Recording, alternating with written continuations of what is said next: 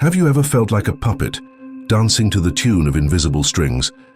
What if I told you that most of your choices aren't really yours at all, but carefully programmed responses to society's expectations? Look closer. Is your life truly your own, or are you unknowingly trapped in a web spun by external forces? Carl Jung believed that most people spend their entire lives as prisoners to these unseen systems, never realizing they're stuck. But here's the twist. You can break free. In the next few minutes, I'm going to reveal the hidden mechanics behind this control and show you how Jung's revolutionary concept of individuation can shatter those chains forever. You'll uncover the 4 transformative stages of reclaiming your sovereignty, dismantling your persona, confronting your shadow, integrating your anima, animus, and finally awakening your authentic self. By the end, you won't just understand why you've been stuck. You'll have the tools to take back your life and become the master of your own destiny, ready to escape the matrix. Let's dive in. Here's something unsettling. You probably have a second face that's not really yours. Jung called this the persona, the social mask we wear to fit in. Think about the last time you laughed at a joke you didn't find funny, or agreed with something just to avoid conflict. These aren't conscious choices, they're automatic reactions, little performances you've practiced so long you don't even notice them anymore. The scary part, the more successful your persona is, the harder it is to recognize it's not the real you. This mask forms early. As kids, we learn which behaviors get approval and which get rejection. Maybe you were praised for being quiet, so you learned to swallow your opinions. Or you got attention for being funny, so you turned every conversation into a performance. Research shows people change their opinions by 30–40% in group settings without realizing it. That's not you making a choice, that's your persona. Taking the wheel. Your persona isn't bad. It helps you function in society. The problem comes when you mistake it for your true identity. You know that feeling of emptiness after achieving something that should make you happy. That's your persona winning.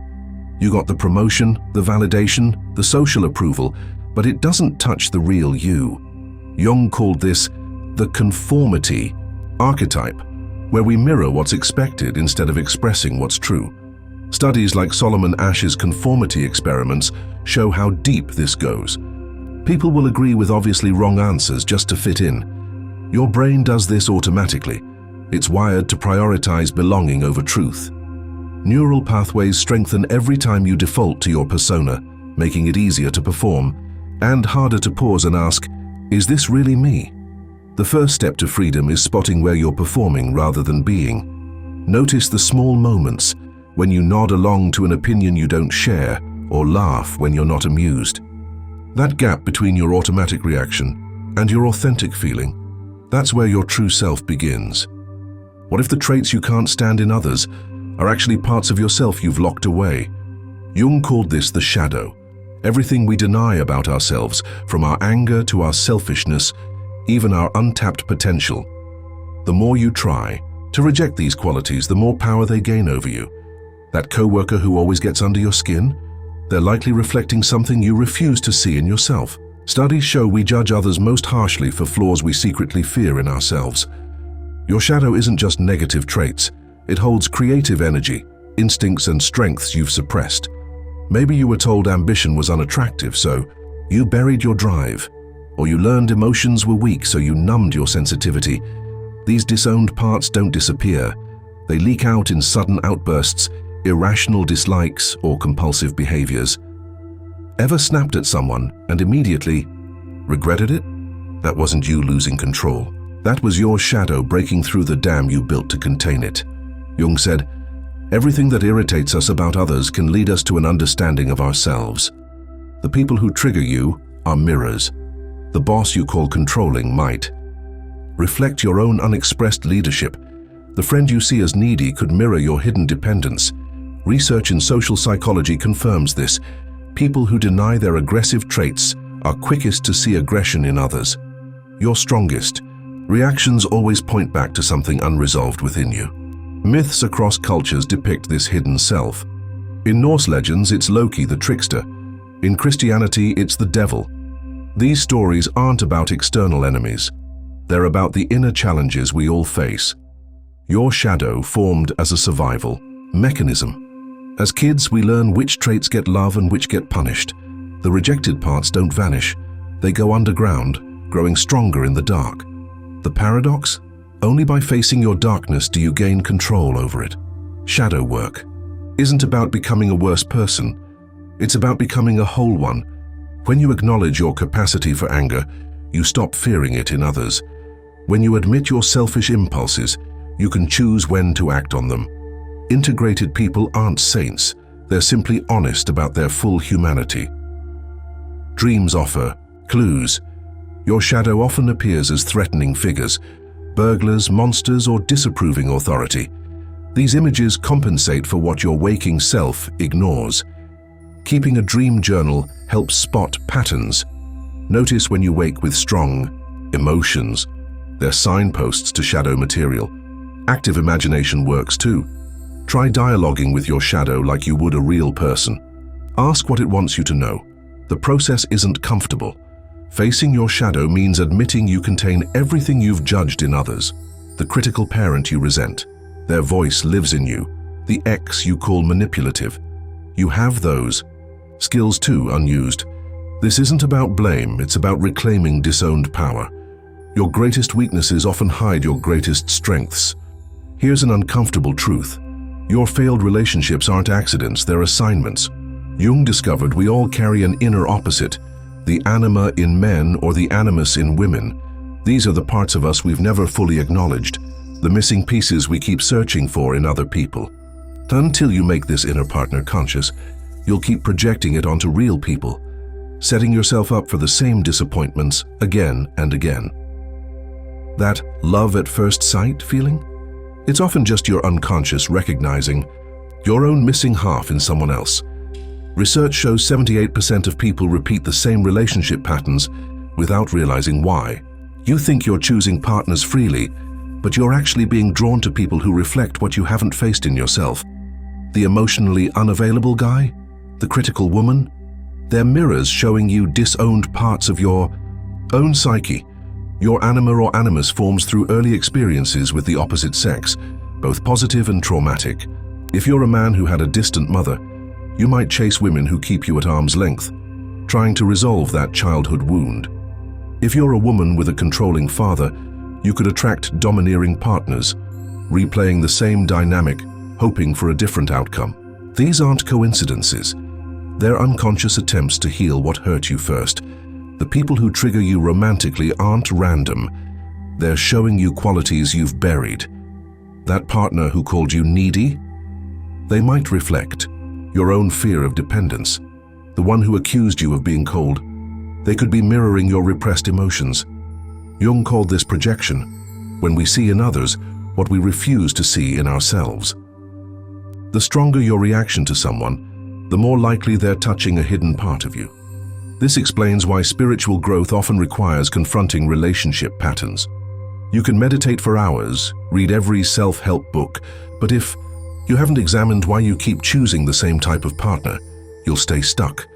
The anima and animus act as bridges to the unconscious. They connect you to what you've ignored or denied. When you integrate these aspects, you stop seeking completion in others and start finding it within yourself. Dreams offer clues. Your anima might appear as an unknown woman who fascinates you. Your animus could show up as a mysterious stranger. These figures represent what you've excluded from your waking life. Pay attention to how you feel around them in dreams. Are you intimidated? Enchanted? Those emotions point to your relationship with your own inner opposite. The solution isn't to avoid relationships, it's to use them as mirrors. Next time you feel intensely drawn to someone, ask what they reflect. Back to you. Is it your own creativity you've neglected? Your buried strength? Your untapped sensitivity? The qualities that irritate you in partners are often the ones you've disowned. That doesn't mean you should tolerate bad behavior. It means you should explore why it hooks you. Your sleeping mind knows truths your waking self refuses to see. Jung found dreams compensate for what's missing in our conscious attitudes. When you ignore parts of yourself during the day, your dreams bring them back at night, often in exaggerated forms. The more one-sided your waking life, the more extreme your dreams become. That recurring nightmare about being chased, it's not random. It's your psyche's attempt to restore balance, forcing you to confront what you've been running from. Studies show dream analysis increases self-awareness by 40% compared to standard therapy. That's because dreams don't lie. They cut through the stories you tell yourself and show what's really going on beneath the surface. Your dream about showing up to work naked isn't about literal embarrassment. It's about feeling exposed in some area of your life. The flood dream isn't about water. It's about emotions you're struggling to contain. Dreams speak in symbols, because your unconscious knows you're not ready to hear these truths directly. Dream symbols are personal, but draw from universal archetypes. Your shadow often appears as a threatening figure, a burglar, a monster, or a disapproving authority. These images represent qualities you've rejected in yourself. The angry dream character you keep fighting might be your own repressed assertiveness. The helpless child in your dream could be your neglected vulnerability. Jung called this the compensatory function of dreams. They show you what your waking life lacks. Keeping a dream journal trains you to spot patterns your conscious mind filters out. Start by writing down whatever fragments you remember, even if it's just a single image or emotion. Over time, you'll notice recurring themes. Maybe you keep dreaming about lost items, revealing anxiety about missed opportunities. Or you dream of broken phones, reflecting communication breakdowns in your relationships. The emotions in your dreams matter more than the literal events. A dream about failing a test you haven't taken in years isn't about school, it's about current self-doubt.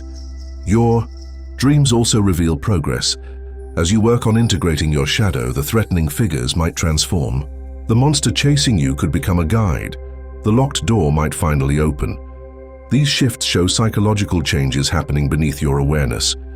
Dreams don't just point out problems, they also suggest solutions. That dream where you found a hidden room in your house, it's signaling untapped potential waiting to be discovered. Try this exercise. Write down any strong emotional reaction you have today, then look for it in tonight's dreams. If you felt humiliated at work, you might dream of public nakedness. If you suppressed anger, you could dream of explosions. This practice helps you connect daytime experiences with nighttime processing. You'll start seeing how your mind works. Through unresolved issues while you sleep, Jung saw dreams as letters from your unconscious, messages you need to decode. The characters are aspects of yourself. The settings reflect your inner landscape. Even the weather in dreams carries meaning. Storms represent turmoil. Sunshine indicates clarity. Pay attention to transitions too. If you suddenly find yourself in a different place, it might symbolize an abrupt life change you're avoiding. Some dreams feel more significant than others. These big dreams, as Jung called them, often come during periods of transition. They feature powerful archetypes, wise elders, sacred places, or life and death scenarios. These aren't just stories, they're maps for personal growth.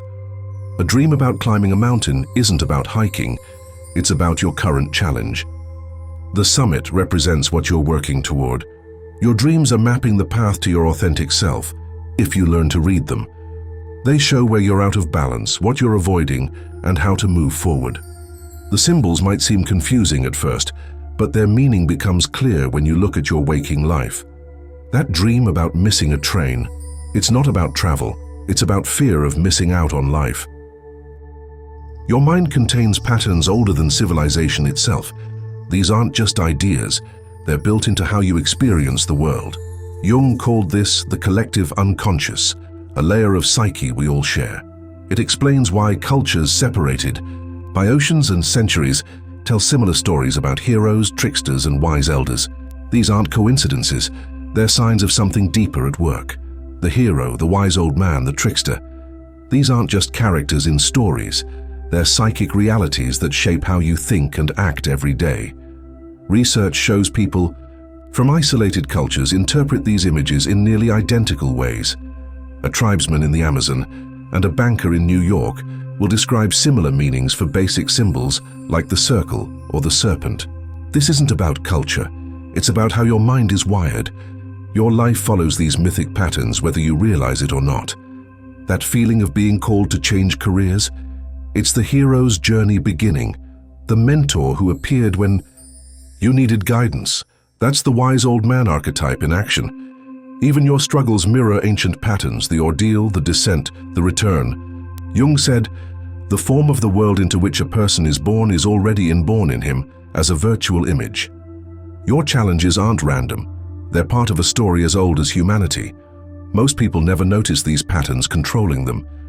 They stay stuck in roles they didn't choose, the victim, the martyr, the eternal child. But when you recognize the archetypes at work, you gain power over them. Suddenly you can ask, am I playing the hero in this situation or the coward? Am I the wise elder here or the fool? This awareness lets you step out of automatic reactions and into conscious choice. Look at your current challenges through this lens. That conflict at work. Is it a hero's trial testing your courage? That relationship struggle. Could it be the trickster archetype exposing your illusions? Spiritual traditions worldwide use similar rituals because they're tapping into these same patterns. Baptism, vision quests, meditation, all are ways to consciously engage with the archetypes rather than be ruled by them. Dreams show these forces most clearly. Recurring dream characters often represent archetypes working in your life. The mysterious guide offering advice, that's the wise old man or woman. The shadowy figure chasing you, that's the shadow archetype. Even modern media follows these patterns. Superhero movies succeed because they activate the hero archetype in viewers. You can work with these forces intentionally. Start by noticing which archetypes dominate your life. Do you always play the rescuer, the rebel, the sage? These roles might have served you once, but they can become prisons. Try switching perspectives. If you usually play the victim, experiment with the hero's mindset. If you're always the caretaker, try the trickster's playful energy. Jung saw archetypes as inherited modes of functioning, not ideas but ways of being. The mother archetype isn't about your actual mother. It's about the universal pattern of nurturing. The warrior isn't just about fighting, it's about protection and boundaries. When you understand this, you stop blaming individuals and start seeing the larger patterns at work. Your relationships reflect this too. That partner who frustrates you might be embodying an archetype you need to integrate. The boss who seems like a tyrant could be playing the shadow side of the king archetype. These dynamics aren't personal. They're ancient dramas playing out through modern lives. Here's why sitting in silence won't solve your deepest problems.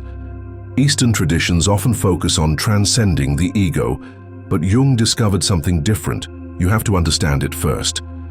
Trying to skip this step leads to spiritual bypassing, where people use enlightenment as a way to avoid real growth. It's like putting a bandage on a wound that needs stitches. Studies show meditation without psychological work can actually increase dissociation in trauma survivors. That peaceful state you achieve on the cushion, it might just be another form of avoidance if you're not also facing what's hidden in your shadows. Your shadow doesn't vanish just because you ignore it. In fact, it grows stronger in the dark. You can meditate for hours, but if you're not addressing the anger you've suppressed or the needs you've denied, those feelings will leak out in other ways, through sudden outbursts, self-sabotage, or toxic relationships. Real transformation isn't about rising above your humanity. It's about descending into it. The light won't mean much if you haven't made peace with your darkness. This is where most spiritual practices fall short. They teach you how to quiet your mind, but not how to converse with it. Jung's approach was different. He encouraged active imagination, a practice where you consciously dialogue with the figures in your dreams or the emotions you've buried. Instead of emptying your mind, you fill it with curiosity. What does your anger want to tell you? What's the fear behind your procrastination? These aren't obstacles to enlightenment. They're the path itself. Spiritual bypassing shows up in subtle ways. Maybe you've told yourself it's all divine timing to avoid taking responsibility for your choices, or you've used good vibes only as an excuse to suppress valid emotions. These aren't signs of growth, they're signs of avoidance. Research shows that people who use spirituality to bypass psychological work often struggle with intimacy, accountability, and real-world problem-solving. They can talk about oneness, but fall apart when life gets messy. The solution isn't to abandon meditation, it's to deepen it. Combine sitting in silence with journaling about what comes up.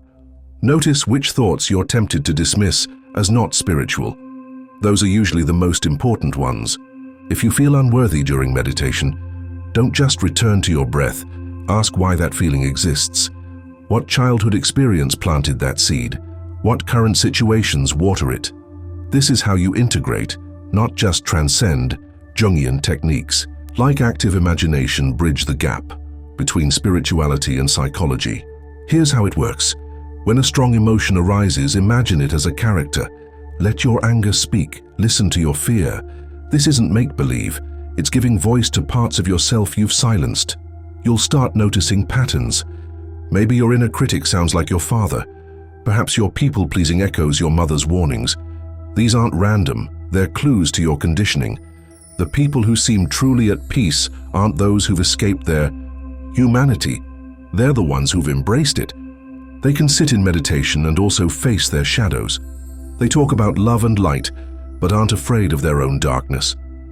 This balance is what Jung called individuation, not perfection, but wholeness. It's why some spiritual teachers radiate warmth, while others feel cold and detached. The difference isn't their enlightenment, it's their integration. Try this. Next time you meditate, set an intention before you begin. Instead of just focusing on your breath, ask to connect with a part of yourself you've been avoiding. When your session ends, journal about what came up. No filters, no judgments. Over time, you'll start seeing how your spiritual practice and psychological work inform each other. The insights from your meditation will deepen your self-awareness, and your self-awareness will make your meditation more grounded. That crisis you're trying to avoid might be exactly what you need. Jung found midlife transitions happen when the persona you've built becomes too heavy to wear. What looks like your life falling apart is often your psyche trying to put itself back together, just not in the way you expected. Research shows 68% of major life changes follow periods of intense inner conflict. Your mind creates these breaking points to force you to confront what you've been ignoring.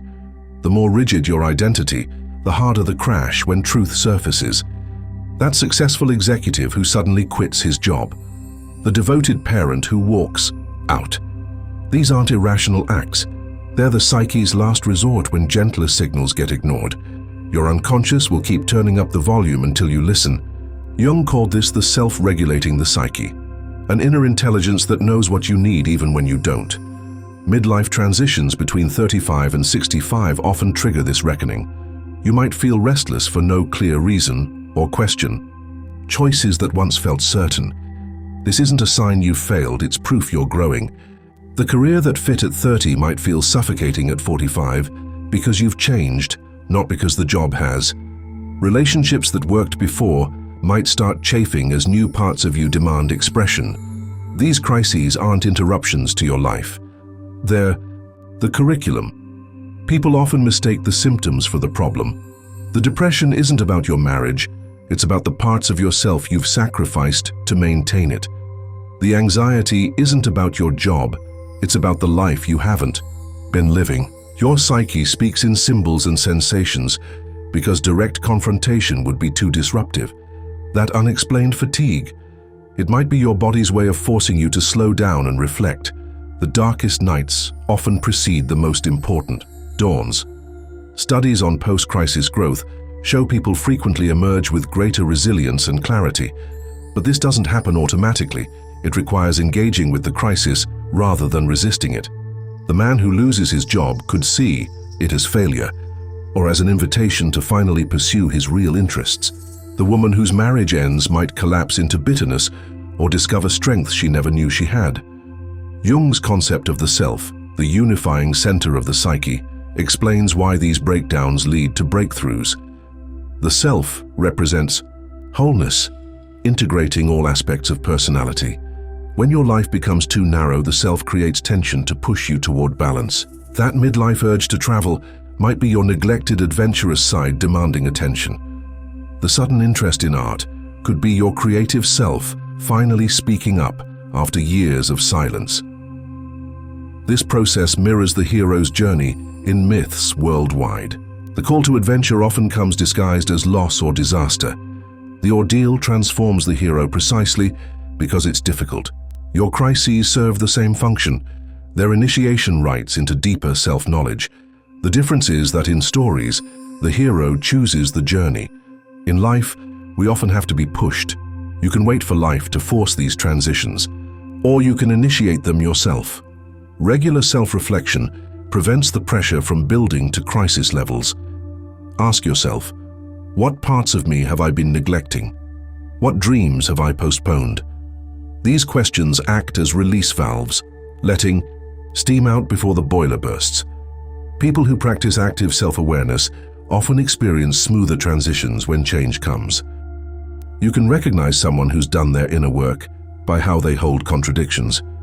Jung described these individuals as embodying paradoxes, deeply grounded yet spiritually attuned, practical yet creative.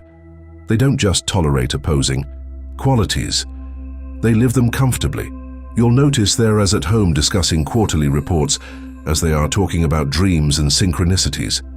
This isn't about being two-faced, it's about having access to all facets of themselves when needed. Studies show integrated people score high on both practicality and creativity scales. They can analyze a spreadsheet in the morning and paint a canvas in the afternoon. This isn't multitasking, it's wholeness. Where most people get stuck in either or thinking, spiritual or successful, emotional or logical, they operate in and both. Their left and right brains communicate freely. You'll see this in how they solve problems, using data and intuition, structure and spontaneity. Watch how they move through different worlds. They're the ones who can lead a corporate meeting without sounding corporate, then discuss meditation without sounding woo-woo. Their language adapts without losing authenticity. This comes from having examined their own shadows. They're not trying to impress anyone or fit in. You'll notice they don't change their core values between settings, just how they express them. A truly integrated person is the same in a boardroom, at a family dinner, and on a meditation retreat. Their communication style reveals depth. They listen more than they speak, but when they do speak, their words carry weight. This isn't shyness, it's the confidence of someone who doesn't need to prove themselves. They ask questions that make you think differently, not just agree with them. In conversations, they're more interested in understanding than being understood, but when they do share an opinion, it's clear they've lived what they're saying, not just read about it. You'll notice a certain timeless quality about them. They seem both younger and older than their years, childlike in their curiosity, ancient in their wisdom. Their eyes have a sparkle that doesn't fade with age, yet their presence feels grounded in something eternal. This comes from having done the work to heal their past while staying open to the present. They're not stuck in nostalgia or future tripping. They're fully where they are. Their relationships show integration too. They don't attract drama because they've made peace with their own. The people around them tend to be equally authentic. No games, no masks. They set boundaries without being rigid and show compassion without being doormats. You won't see them constantly complaining about others because they take responsibility for their own reactions. When conflicts arise, they address them directly, but kindly. Material success doesn't define them, but they're not opposed to it either. They can enjoy nice things without being attached to them. Money is a tool, not a scorecard. You might find them equally comfortable in a luxury hotel or a mountain cabin. This detachment comes from having faced their own shadows around worthiness and lack. They don't need external validation, so they're free to create and enjoy without obsession. Their energy is calm but not flat. There's a vitality to them that's neither hyper nor sluggish. They've metabolized their emotions rather than suppressing or indulging them. When stress comes, they meet it with awareness rather than reactivity. You won't see them lose their cool over small things, but they're not emotionally numb either. They feel deeply without being ruled by those feelings. Here's the simplest way to turn psychology into real change. Stop just reading about growth and start doing it daily. Jung didn't just theorize about the unconscious, he created methods to actively engage with it. Most people collect spiritual concepts like souvenirs, nice to look at but never used. Research shows daily journaling increases psychological integration by 300% compared to passive study. The difference? One approach stays in your head, the other reaches into your shadows. The key isn't just writing down your thoughts, it's having conversations with the parts of yourself you usually ignore. Set a timer for 5 minutes and ask your shadow, "What do you need me to know today?" Then write whatever comes up, no filtering. You might be surprised by what answers. That critical voice. It could be your neglected standards trying to get your attention, the sudden anger, maybe your boundaries finally speaking up. This isn't make-believe, it's making the unconscious conscious. Jung's active imagination technique works because it bypasses your usual defenses. When you write as your persona, you'll notice how often it performs for an audience. Let your anima or animus respond to a relationship problem in their voice. You'll spot projections you didn't realize you were making. The more you practice, the clearer these inner voices become. Over time, you'll recognize when your persona is talking instead of your true self, or when your shadow's influencing your reactions.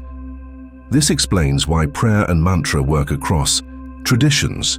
They're not about reciting words, but about consistent inner dialogue.